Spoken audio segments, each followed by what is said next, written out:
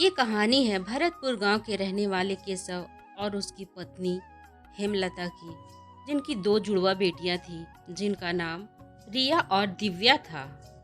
उम्र के इस पड़ाव में भी केशव को सारे घर की जिम्मेदारियां उठानी पड़ती थी, जिस कारण से वह कभी किसी का खेत जोतकर, कभी किसी के फसलों को काटकर अपने घर का गुजर बसर किसी तरह किया करता था। क्या हुआ जी? कोई काम है क्या? बड़ा सवेरे उठ गए आज आप। हाँ हेमलता, मुखिया जी के खेत में आज कटाई करनी है, इसलिए जल्दी ही उठ गया। 1 एकड़ की कटाई है तो समय ज़्यादा लगेगा, इसलिए सोचा कि जल्दी ही निकल जाऊं। तुम रिया और दिव्या से कह दो नाश्ते के इंतजाम जल्दी कर दे। तभी दोनों जुड़वा बहनें अपने खाली किचन को देख चिंता जताते हुए एक दूसरे से बातें करने लगती हैं। अरे रिया, आज पिताजी को क्या खिलाएंगे? आज तो सबसे बुरा दिन है किचन में, कुछ भी नहीं बचा है राशन। लेकिन दिव्या, हम पिताजी को इस तरह खाली पेट नहीं भेज सकते। आटे के डिब्बे में कुछ बहुत आटा तो बचा होगा, कम से कम 2 रोटियां बन जाएगी, उन्हीं को बनाकर पिताजी को खिला देंगे। दोनों बहनें आटे का डब्बा टटोलने लगती है, जिसमें बहुत थोड़ा आटा था।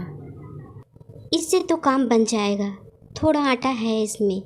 माँ पिताजी के लिए थोड़ा रोटियां बन जाएंगी, हम दोनों बहनें अपने लिए बाद में कुछ देख लेंगी। हाँ ठीक है, मैं जल्दी से रोटियां बना देती हूँ, नहीं तो बाबूजी को जाने में देर हो जाएगी। रिया जल्दी से चूल्हा जलाकर रोटियां सेकने लगती है। रिया एक अचार के फाक के साथ सबके लिए रोटियां परोस देती है। ये लीजिए पिताजी, नाश्ता कर लीजिए, सब्जियां थी नहीं इसलिए अचार के साथ रोटियां दे दी। तभी बूढ़ा पिता अपनी दर्द और गरीबी को छुपाते हुए मुस्कुराते हुए कहता है। तो क्या हुआ बेटा, ये भी तो खाना है ना। ऊपर वाले ने जो दिया है उसे पूरी संतुष्टि से खाना चाहिए। कई लोग ऐसे हैं जिन्हें ये खाना भी नसीब नहीं होता है। ऊपर वाले ने हमारे लिए ये खाना लिखा, यही बहुत है हमारे लिए। ठीक है, अब मैं चलता हूँ। इतना कहकर पिता काम के लिए खेत पर चला जाता है। तभी मौसम खराब हो जाता है और बिजली कड़कने लगती है। अरे रिया, देख मौसम खराब हो रहा है, रात में जलाने के लिए लकड़ियाँ भी नहीं हैं, हमें जंगल जाना होगा लकड़ियाँ लाने के लिए। हाँ हाँ दिव्या, तुम बिल्कुल सही कह रही हो, मौसम बहुत खराब हो रहा है, जितनी जल्दी जाकर लकड़ी ले आएं उतना अच्छा होगा। और एक काम करते हैं, कपड़े भी ले लेते हैं ताकि आते वक्त नहाते हुए आएंगे। यूँ तो पिताजी खेत में काम कर कुछ पैसे कमा ले आते थे, लेकिन रसोई संभालने की जिम्मेदारी दोनों जुड़वा बहनों की थी। दिव्या और रिया को इतनी गरीबी में रसोई संभालना बहुत मुश्किल होता था, जिस कारण से वो खुद ही घर पर अपने हाथों से चक्की से आटा पीसा करती और चूल्हा जलाने के लिए जंगल से लकड़ियाँ काट कर लाया करती थी। उनका घर भी मिट्टी के होने के कारण उस पर से बारिश का पानी गिरता था, जिस कारण से दोनों बहनों को बहुत परेशानी होती थी। मौसम खराब होता देख दोनों जुड़वा बहनें जंगल की ओर चल पड़ती हैं। जंगल के पास ही एक घाट था, जहाँ गंगा का साफ सुथरा पानी बहता रहता था। गांव में रहने वाले और सभी लोगों ने पक्के घर अपने रहने के लिए बना लिए थे। बहुत ही अच्छा मॉडर्न किचन और नहाने के लिए अच्छा बाथरूम की सुविधा रखी थी। लेकिन ये परिवार गरीब और पिछड़ा हुआ रह गया था। दोनों बहनें लकड़ी जमाकर जंगल से नदी पर नहाने के लिए जाती है, लेकिन जैसे ही नदी पर पहुंचती है, नदी पर ढेर सारा कचरा फेंका हुआ रहता है, जिसे देखकर कहती हैं, ये देखो दिव्या, आज फिर गांव का कोई व्यक्ति नदी को गंदा कर दिया है। कैसे कैसे लोग हैं भला, नदी के साफ पानी को किस तरह गंदा कर देते हैं। अपने बड़े बड़े इमारतों वाले घरों की गंदगी नदी में लाकर डाल देते हैं। बस हम बहनें ही इसे साफ करते रहते हैं, क्या उन्हें बुरा नहीं लगता?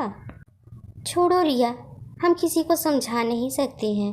ये सौभाग्य की बात है कि नदी को साफ करने का सौभाग्य हमें मिलता है। चलो हम नदी साफ कर देते हैं, इस तरह गंदा रहना अच्छी बात नहीं है। दोनों बहनें मिलकर नदी में फैले हुए गंदगी को साफ करने लगती है और धीरे धीरे कर पूरे नदी को साफ कर देती है। नदी को साफ कर दोनों बहनें नहा धोकर तैयार हो जाती हैं। अरे वाह दिव्या, देखो नदी साफ होने के बाद कितनी अच्छी लग रही है। अब कोई गांव वाला इस पर गंदगी ना फेंके, यही बहुत अच्छा होगा। अब चलो जल्दी से घर चलते हैं, नहीं तो बारिश बढ़ जाएगी तो हम घर भी नहीं जा पाएंगे। दोनों जुड़वा बहनें भी बातें कर ही रही होती है कि उन्हें किसी बुढ़िया की आवाज़ सुनाई देती है। अरे कोई है इस जंगल में तो मेरी मदद करो, 2 दिनों से भूखी हूँ, कोई मेरी मदद करो। अरे अम्मा, आप इस जंगल में क्या कर रही है? यहाँ बर्तन क्यों बेच रही हो? और क्या हुआ है? क्या मदद की ज़रूरत है आपको जो आप आवाज़ लगा रही हैं? अरे बेटा, 2 दिनों से भूखी हूँ, एक भी बर्तन की बिक्री नहीं हुई है। इन बर्तनों को बेचकर ही तो अपना पेट पालती हूँ और खुद ही रोटी बनाकर खाती हूँ। अगर तुम मुझसे कुछ बर्तन ले जाओ तो बहुत मेहरबानी होगी।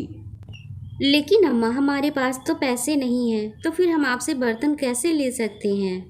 कोई बात नहीं बेटा, तुम मुझसे ये चूल्हा ले जाओ।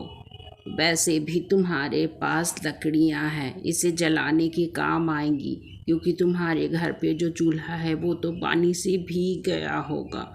और पैसे की क्या बात है, कल दे देना। मुझे पता है तुम बहुत अच्छी बच्चियाँ हो, मैंने देखा तुम ही लोगों ने नदी को भी साफ कर दिया। लेकिन अम्मा, हम बहुत गरीब लोग हैं, हमारे पास कल भी पैसे नहीं होंगे आपको देने के लिए। और आपको कैसे पता कि हमारे घर का चूल्हा भी टूट गया होगा भीगकर? मैं जानती हूँ बेटा, तुम्हारे हाथों में लकड़ियाँ देखकर समझ गई थी तुम एक गरीब बच्ची हो, इसीलिए जंगल में लकड़ियाँ चुनने आई हो। तुम चिंता मत करो, कल भी पैसे ना हो तो मेरे लिए 2 रोटी ले आना। बूढ़ी अम्मा के बार बार समझाने पर दोनों जुड़वा बहनें उनसे चूल्हा ले लेती हैं और घर चली आती हैं। दिव्या, आज मुझे उस बूढ़ी अम्मा को देखकर बहुत तरस आ रहा था। बेचारी 2 दिनों से भूखी है, इतनी बूढ़ी होने के बाद भी खुद ही खाना बनाती है, और फिर भी हम उसकी कोई मदद नहीं कर पाए। रिया, भला हम कर भी क्या सकते हैं? हम खुद इतने गरीब हैं कि हम तो बूढ़ी अम्मा की मदद भी नहीं कर पाए। खैर, कल तो जाना है ना, बूढ़ी अम्मा के लिए 2 रोटी लेकर जाएंगे। एक काम कर, तू पुराने चूल्हे में ही रोटी बना दे जल्दी से जाकर, क्योंकि आज बहुत देर हो गई है, पिताजी भी आते ही होंगे काम से। रिया जल्दी से अपने पुराने चूल्हे पर ही रोटी सेकने लगती है। इधर दिव्या जल्दी से सबके लिए खाना परोस देती है। माँ, आपको पता है, आज जंगल में हमें एक बूढ़ी अम्मा मिली थी। बेचारी बहुत बूढ़ी थी, उसका कोई नहीं है, खाना भी खुद ही बनाती है। कल से हम सोच रहे हैं 2 रोटियां उनके लिए भी बनाकर ले जाया करेंगे। ये कैसी बातें कर रही हो तुम? तुम्हें नहीं पता है क्या हमारे घर के हालात?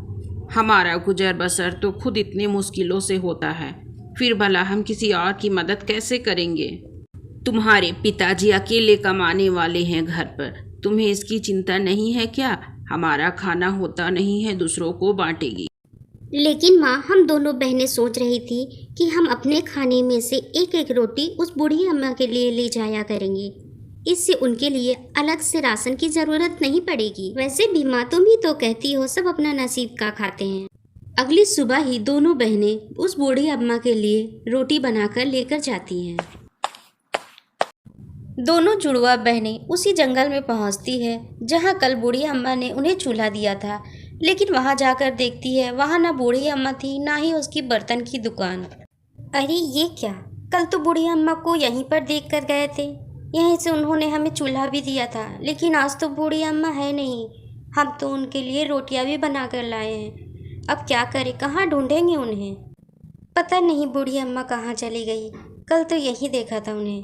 बेचारी बूढ़ी अम्मा कल कितनी भूखी थी, लेकिन हम उनकी मदद नहीं कर पाए थे, और आज जब रोटियां लेकर आए तो बूढ़ी अम्मा नहीं है। अब हम क्या करेंगे? हमें तो उनका पता भी नहीं है कि उनका घर कहाँ है, और ज़्यादा देर इंतज़ार भी नहीं कर सकते क्योंकि हमें जंगल से लकड़ियाँ लेकर भी जानी है। बहुत देर इंतज़ार करने के बाद भी जब बूढ़ी अम्मा नहीं मिलती तो दोनों जुड़वा बहनें जंगल से लकड़ियाँ लेकर वापस घर चली आती हैं। दोनों जुड़वा बहनें जैसे ही घर पहुंचती है, बूढ़ी अम्मा के दिए हुए चूल्हे को देखकर चौंक जाती है, क्योंकि उस चूल्हे से लगातार एक सुनहरी रंग की लाइट जल रही थी।